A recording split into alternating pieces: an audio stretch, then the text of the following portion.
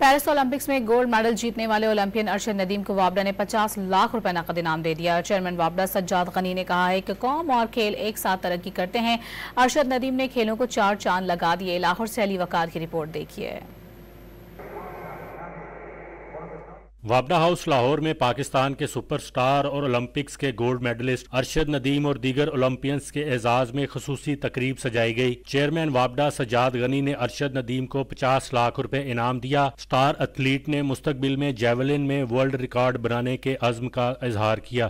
آنے والے وقت میں جتنے بھی کمپٹیشن آ رہے ہیں، میں چاہوں گا ہماری جو یوتھ ہے، نوجوان ہے، ہمارے وابڈا کے جو پلیئر ہیں، انشاءاللہ ان کو ساتھ لے کے چلیں گے، اور اسی طرح جیسے اللہ تعالیٰ نے مجھے عزت دی ہے، پورے پاکستان کو عزت دی ہے پوری دنیا میں، میں چاہوں گا ہمارے جتنے بھی سپورٹس مین ہیں وہ بھی اسی طرح محنت کریں تو آگے بڑھیں اور پاکستان کا پوری دنیا میں نام بلند کریں۔